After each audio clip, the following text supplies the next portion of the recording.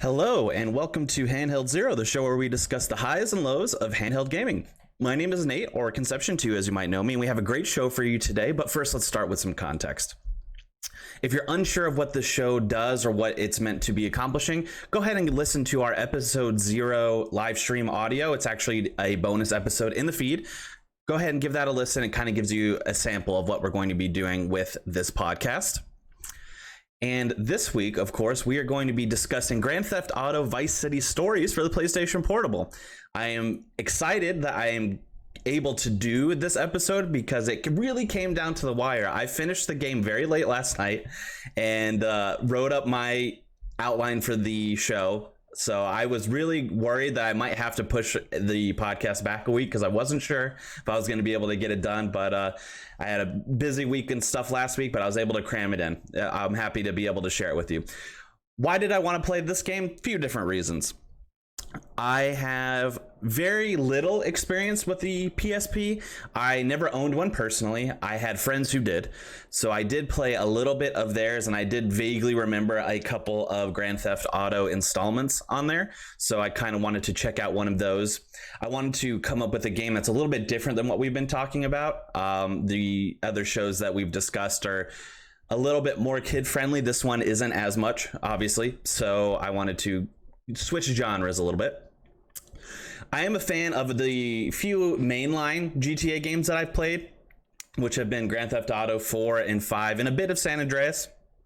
So I kind of wanted to explore not only what a portable version of this would look like, but I also kind of wanted to dive into a different form of Grand Theft Auto that I hadn't seen, which is Vice City and the world that accompanies that.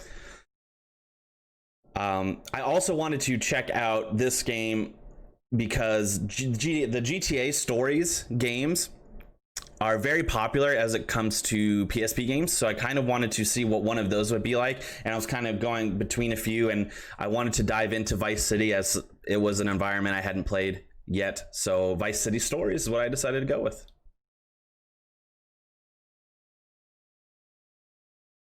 All right, we're switching up the format just a bit. We are going to start separating the story portion from the gameplay portion, just because it tends to be a very bulky segment if we combine them. So the first segment we're going to do with the story summary and history development is called Press Start. So let's discuss the story a little bit. The game takes place in Vice City, which is a fictional version of Miami, in 1984. We play as a character named Victor Vance. He often goes by Vic. He's a soldier stationed at the city's army barracks. Victor gets tangled up with his asshole superior officer, Sergeant Martinez, who wants Vic to assist him with his lucrative drug trade. Of course, Vic, who has a sick brother who he's trying to support, and that's why he's in the army, hesitantly agrees. He doesn't like to get involved, but he decides to do it because the money is good. Surprise, surprise, Martinez screws him over. He pins the drug trade on Vic after they get caught, who is discharged from the army as a result and left penniless on the streets. Vic, down on his luck, takes another job after this from Martinez, and guess what? He's betrayed again. So strange. Through a series of circumstances involving rednecks and the murder of a serial domestic abuser, Vic finds himself becoming a gang leader with the assistance of his brother Lance. Yes, that is Lance Vance is his name. Lance is not the sick one, by the way. Vic goes through several bonkers gang-related activities, including a mission where they have to escort and keep safe the actual Phil Collins from harm. Insane. And they end up working with a rival duo called the Mendez brothers after lying to them about Martinez, saying that he was a undercover DEA agent and you shouldn't work with him. Spoiler alert, that doesn't go well. The Mendez brothers discover that this is a lie through Martinez directly, and they partner with him in order to take down the Vance brothers. It becomes somewhat of a gang war between the Vance brothers and this now gang syndicate formed between the Mendez brothers and Martinez's crew. But through extensive tracking and close calls, Victor tracks down the home base where the Mendez brothers and Martinez are, and he takes a giant army helicopter to the base and just wipes them out completely.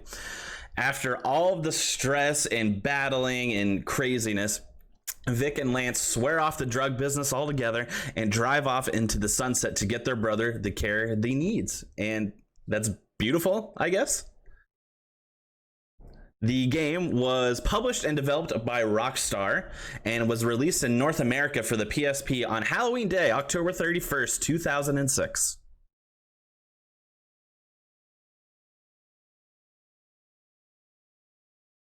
All right, now it is time for Natopedia. Let's get into a little bit about what the gameplay is and what's involved there. So if you're unfamiliar with GTA games, especially as they broke into the 3D world, this is a third-person shooter as well as a driving game. It's kind of combines both. There were historically some improvements to the combat system in this game from previous iterations. There is the inclusion of intelligent aim, which means that whenever you would aim down sight with a weapon, it would automatically target a high threat individual, which was very useful. You also had the ability to grapple and throw enemies when you're in melee combat, so it kind of diversified that a little bit. And you could also stand on top of enemies so they wouldn't move, which was kind of a unique feature as well. It's a very large and open world that encourages exploration and player choice. Yes, there are story missions, and we'll get into a little bit about that in a second, but you can kind of take things in stride. If you don't want to do all the story missions, you can elect to do some side missions or just do free play exploring, or we'll get into it a little bit as well. There's some side activities that aren't missions that you could do to enjoy the world a little bit.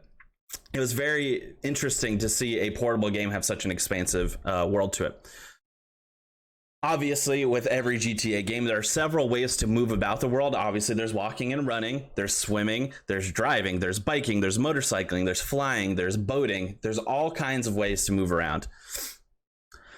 Larger areas of the map, different shops and locations become available after completing main story missions. So some of the areas are kind of locked until you progress the story, but there are also side missions that are present to give you rewards, including money, vehicles, weapons, things of that nature. As I alluded to before, free roam between missions. There's limitless opportunities as to what you can do with the environment around you.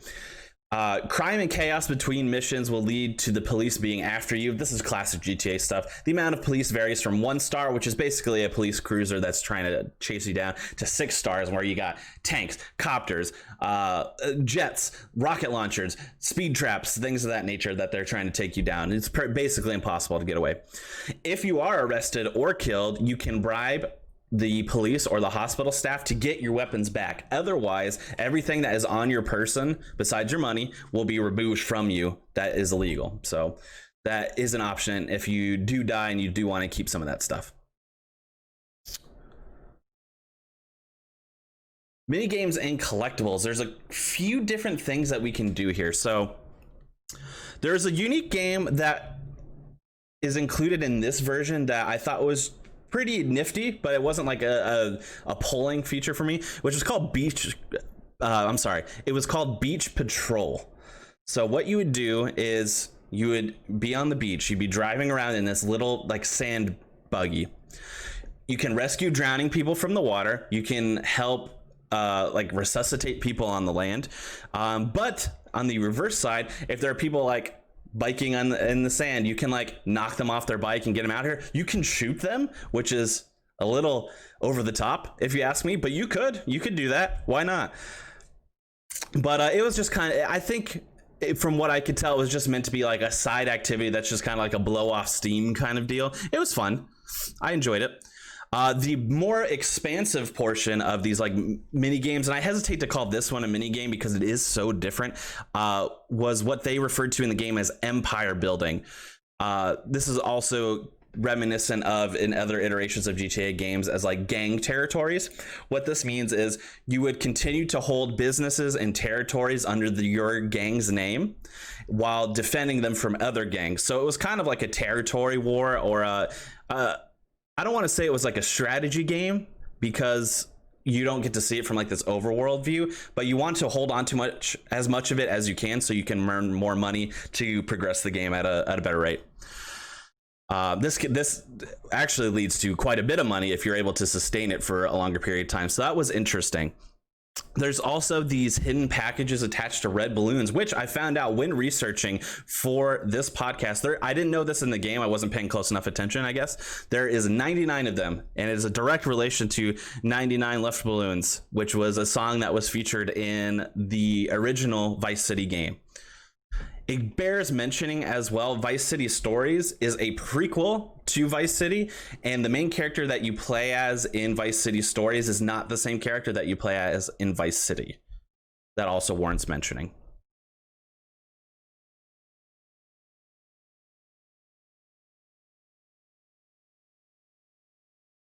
All right, let's talk about buffs and nerfs. What works for me and what doesn't quite work for me.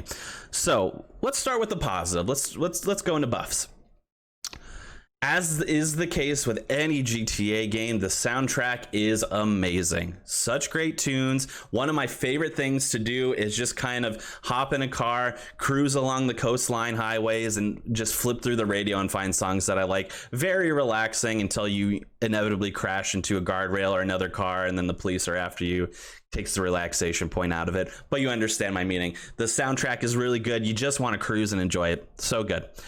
The open world, in a portable game especially, but just in general, it feels lively and interesting. Vice City as a setting is different than what I'm used to in GTA games, but it was a welcome change. It felt more vibrant, and at times Liberty City or Los Santos, with both of them being so big, it kind of just felt like a different vibe. You know, very expansive and very open world, but something about Vice City as an environment just gave it a little bit more energy to me, which I enjoyed. As also is the case with any good GTA game, the amount of vehicles and methods of transportation is astounding. Lots of cool cars. Even for an older game that came out in 2006 that was based on an even older game before that, you still see classics like the Infernus and things of that nature that you just want to keep hopping into anytime you play a GTA game, and it's just so much fun.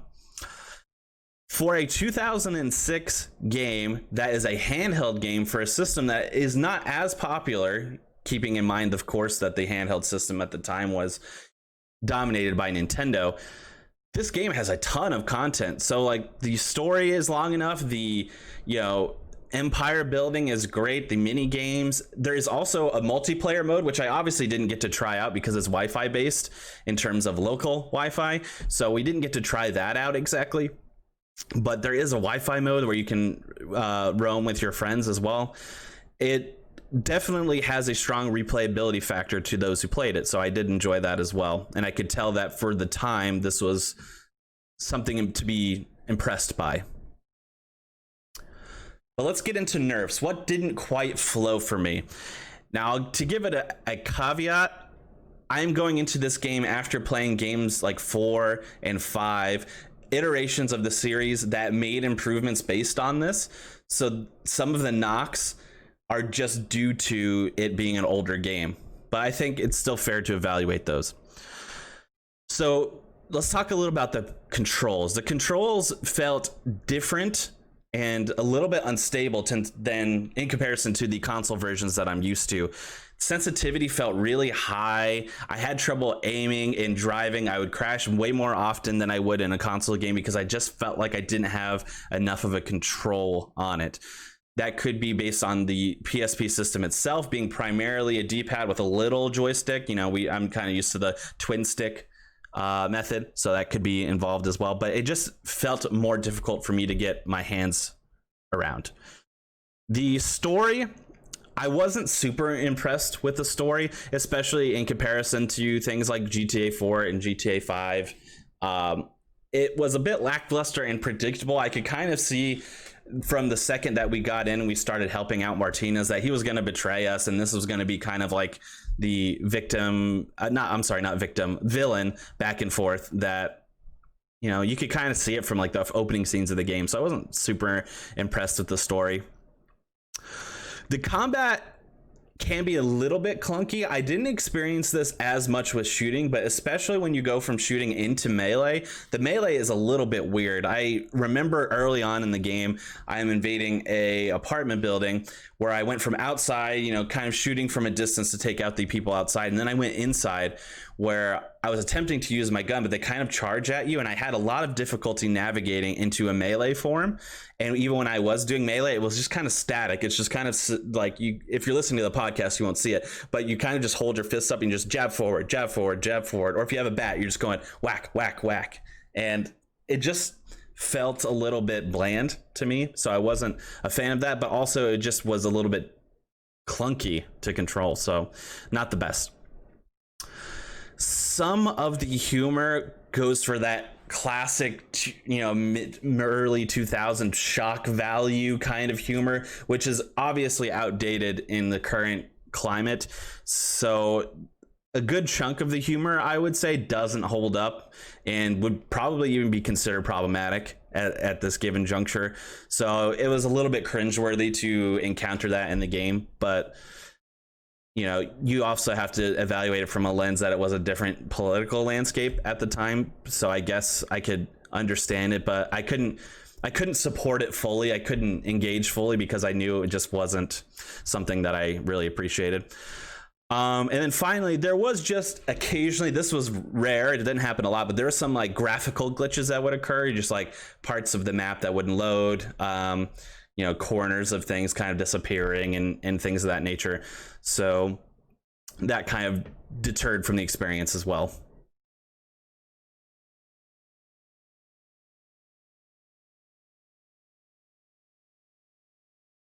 All right, let's get into our next segment, How Many Carts, where we discuss our final impressions of the game and give it a review score based out of 5 cartridges. I guess it would have been more appropriate to do discs for that one, as PSP famously had the tiny UMD discs, but we're going to stick with cartridges. That's more handheld appreciated. Final impressions. GTA Vice City Stories is definitely an impressive handheld game. If I'd gotten my hands around a PSP in 2006 and played this game, I would have been enthralled. The world feels alive, it's large, it's exciting, and I really enjoy cruising those beachside highways while listening to that jamming soundtrack. Classic GTA stuff that you can't replicate. However, as someone who has mainly played GTA games that were released after this one, it does feel dated in several ways. Combat can feel awkward and stagnant, especially when it comes to melee combat. And there are occasionally some small graphical glitches that would pop up and distract. Controls generally felt overly sensitive, and driving can be challenging because of it. You end up crashing into guardrails and other vehicles a little bit more often than you would in a more current iteration of the game. The story was lacking, and some of the shock-based humor that occurred within it has lost its taste and would sour on the modern day audience. Despite all this, it's hard to deny that games like this walked so the Nintendo Switch could run.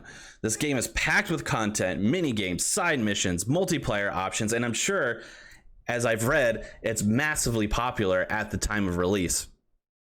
And it's hard to deny that a console like the Nintendo Switch, which has the power to take on these open worlds in an impressive handheld format, had to draw some inspiration from games like this. All in all, the game was fine, but I'll stick with GTA 5 personally. I'm going to give this game 3 carts out of 5. 3 carts out of 5.